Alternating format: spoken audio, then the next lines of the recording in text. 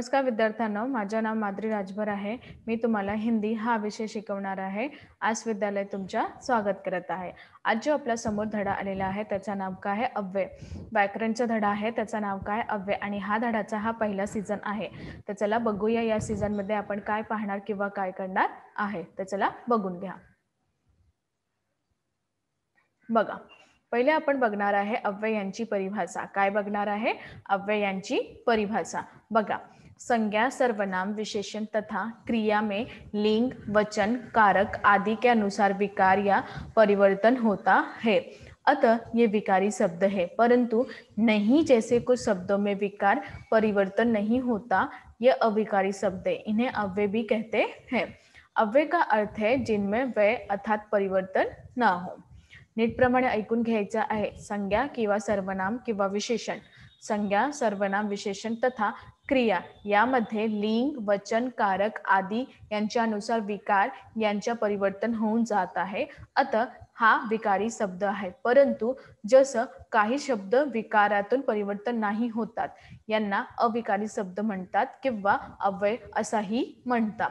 अव्यय यांचा अर्थ आहे जिनमें ज्यामध्ये वय अर्थात परिवर्तन न हो, ज्यामध्ये वय किंवा परिवर्तन नाही होते त्यांना आपण अव्यय असंही म्हणतो. कळलं की नाही? लवकरच लवकर सांगा. अव्यय यांची परिभाषा कळाली आहे तुम्हाला? हो. आता आपण बघणार आहे काही वाक्य. तर नीटप्रमाणे ऐकून घ्यायचं आहे. पहिला काय आहे? ये अच्छे लड़के नहीं है, हे चांगले मुलगं नाही आहेत.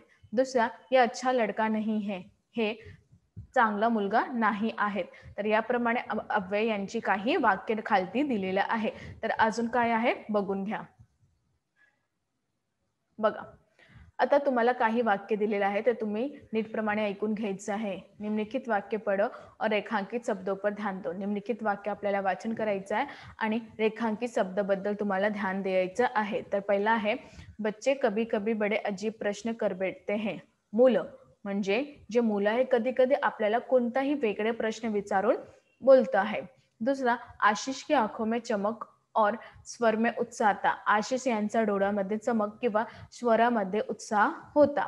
तीसरा, बड़ी बहन ने गेहूं के दानों को खिड़की के बाहर फेंक दिया. मोठी बहीण गेहूं यांचा दाण्याला खिडकीच्या बाहेर टाकलेला आहे, फेकलेला आहे किंवा टाकलेला आहे. चौथा, अरे चुप हो जा, अरे शांत बसून घे. तर याप्रमाणे तुम्ही इथे बघणार आहे की इन वाक्यों में कभी कभी और के बाहर और ये और अरे शब्द अव्यय है. आता तुम्ही इथे बघणार आहे की या वाक्यातून या वाक्यातून कधी कधी आणि और आणि बाहेर हा सगळं जे शब्द आहे ते अव्यय आहे. काय आहे? अव्यय आहे. तर याबद्दल जे तुम्ही इथे बघणार की कभी कभी और आणि के बाहर आणि चुप, हा सगळं काय आहे? हा अव्ययचा शब्द आहे. कळाला की नाही तुम्हाला? हो. तर अजून काय आहे बघून घ्यायचं आहे. बघा, आता आपण बघणार आहे अव्ययांचा भेद. काय बघणार आहे? अव्ययांचा भेद. तर अव्ययचा किती भेद आहे? अव्ययचा 4 भेद आहे. किती भेद आहे? 4 भेद आहे. पहिला आहे तुमच्या क्रिया विशेषण अव्यय, दुसरा आहे समुच्चय बोधक अव्यय, तिसरा आहे तुमच्या संबंध बोधक अव्यय आणि चौथा आहे तुमच्या विषयादी बोधक अव्यय. तर याप्रमाणे अव्ययचा तुम्ही हा 4 भेद पाहणार आहे. तर चला बघून घ्या. बघा, पहिला तुमच्या समोर आलेला आहे क्रिया विशेषण अव्यय. काय आलेला आहे? क्रिया विशेषण अव्यय. तर पहिला तुमच्या समोर क्रिया विशेषण अव्यय आलेला आहे. तर यांची परिभाषा आपण बघणार आहे. तर नीटप्रमाणे ऐकून घ्यायचे आहे. ज्या अव्ययमध्ये बघा नीटप्रमाणे, जो अव्यय क्रियाओं की विशेषता बताता है उन्हें क्रिया विशेषण अव्यय कहते हैं. ज्या अव्यय क्रियाची विशेषता आपल्याला सांगत आहे त्यांना आपण क्रिया विशेषण अव्यय असं म्हणतो. कळलं? हो. जसं उदाहरण, अब मुझे अपने किए पर पछतावा हुआ. आता मला आपल्या कियावर पछतावा झालेला आहे. दुसरा, चारों ओर सन्नाटा था. सगळं जण काय होते? चारों जगही सन्नाटा होता. तर याप्रमाणे तुम्ही अजून काय बघणार आहे बघून घ्यायचं आहे. बघा, तिसरा, लेकिन तभी अंदर से कोई चीखता है. त्यामध्येही कोणती आतमध्ये चिकडत आहे किंवा जोरात बोलते किंवा ओरडते. तर याप्रमाणे आतमध्ये कोणी जोरात ओरडते. तुम्ही इथे बघणार. चौथा, उस दिन पिताजी ने मुझे एकदम डपट दिया. त्या दिवशी पिताजी, माझे वडील ने एकदम डपट झालेले होते. तो उपयुक्त वाक्य में चारों और तभी और एकदम शब्द क्रिया की विशेषता बताते हैं. उपयुक्त वाक्यातून आता चारों और म्हणजे चागतर्फी आणि एकदम शब्द क्रियाची हा विशेषता सांगत आहे. आता यांना आपण क्रियाविशेषण अव्यय असंही म्हणतं. काय म्हणते? क्रियाविशेषण अव्यय असंही म्हणते. तर अजून काय आहे बघून घ्यायचं आहे. बघा, क्रियाविशेषण के भेद. आता आपण क्रियाविशेषण यांचा भेद पाहणार आहे. यांचा पण 4 भेद आहे. कोणकोणता? कालवाचक क्रियाविशेषण, स्थानवाचक क्रियाविशेषण आणि परिमाणवाचक क्रियाविशेषण आणि रीतिवाचक क्रियाविशेषण यांचा पण आपण 4 प्रकार पाहणार आहे. तर चला बघून घ्या. बघा, पहिला काय आहे तुमचा? कालवाचक क्रियाविशेषण. काय आहे? कालवाचक क्रियाविशेषण. जिन क्रियाविशेषणों से क्रिया के होने का बोध होता है उन्हें कालवाचक क्रियाविशेषण कहते हैं. ज्या क्रियाविशेषणमध्ये क्रियाचा होणाऱ्याचा काळाचा बोध माहीत झाणार पाहिजे तेव्हा आपण कालवाचक क्रियाविशेषण अव्यय बोलत आहे. जसं सुबह, शाम, दोपहर, प्रतिदिन, रात भर, आजकल, अब, जब, कब, शीघ्र, पहले, पीछे, आज, कल, परसों, नित्य, कभी कभी, तुरंत इत्यादी. तर याप्रमाणे हा कालवाचक क्रियाविशेषण अव्यय आहेत. कळलं? हो. आता दुसरा कोणता आहे? चला बघून घ्या. आता यांचं उदाहरण आपण बघणार आहे. अभी नुक्कड़ की दुकान पर कुछ खरीदने आया था. अभी, अगले दिन अधिकारी महोदय आए. अगले, रमन की वर्षगांठ कभी नहीं भूल सकता. कभी. तर याप्रमाणे इथे आता आपण बघणार आहे स्थानवाचक क्रियाविशेषण अव्यय. तर जिन क्रियाविशेषण से क्रिया के स्थान का बोध होता है उन्हें स्थानवाचक क्रियाविशेषण अव्यय कहते हैं. ज्या क्रियाविशेषणाच्या क्रियाचा बोध स्थानाचा बोध होऊन जात आहे त्यांना आपण स्थानवाचक क्रियाविशेषण अव्यय असंही म्हणतात. जसे इधर, ऊपर, दाएं, बाएं, निकट, पास, मध्य, किया, आगे, पीछे, सामने, ऊपर, नीचे, यहाँ, वहां, जहां, तहां, कहां, भीतर इत्यादी. तर याप्रमाणे यांना आपण स्थानवाचक क्रियाविशेषण अव्यय सांगत आहे. तर अजून काय आहे बघून घ्यायचं आहे. उदाहरण, गुणता हुआ ढीठ सा अंदर आ जाता हूँ. गुणाता हुआ ढीठ सा अंदर आतमध्ये येऊन जात आहे. अंदर जाकर लगा की परियों के देश में आ गया. अंदर जाऊन मला असं वाटले की आम्ही पर्याच्या देशामध्ये आलेला आहे.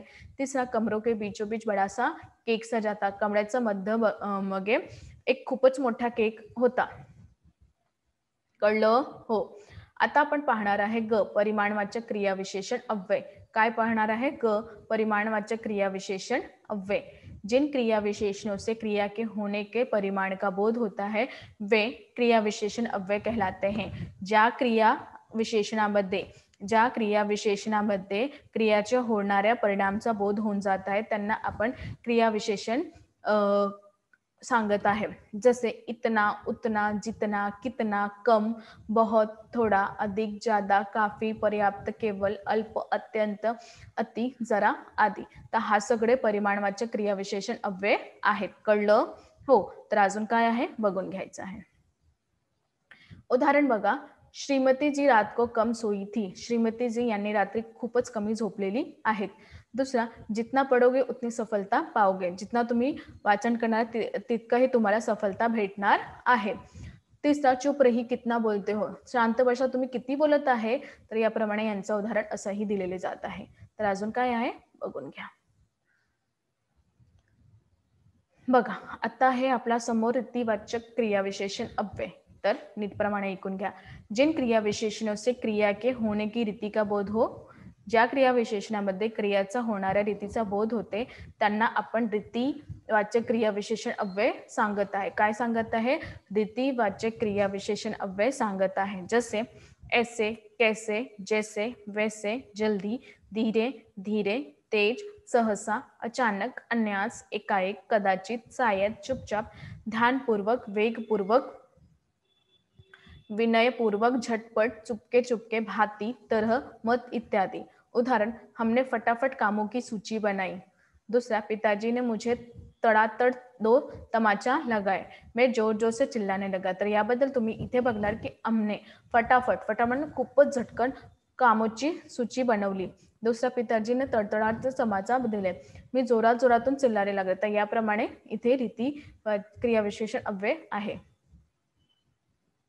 तर आज आम्ही काय शिकलो? आज आम्ही शिकलो की कसं प्रमाणे आपल्याला अव्यय यांची माहिती माहीत पडले आणि त्याबद्दल आपण हे पण माहिती झालंय की त्यांचे प्रकार किती आहे, त्यांचे उदाहरणे कसं प्रमाणे दिलेले जात आहेत, त्यांचे प्रकार आणि त्यांचे उदाहरण आणि आपण हे पण पाहिलं की कशाप्रमाणे त्यांच्यावर स्थानवाचक, क्रियाविशेषण सगळं भेटलेले आहे. तर सगळं तुम्ही नीटप्रमाणे ऐकून घ्यायचं. जेव्हा तुम्हाला नाही कळणार आहे तेव्हा तुम्ही पुन्हा सांगू शकता. कळलं? हो, धन्यवाद.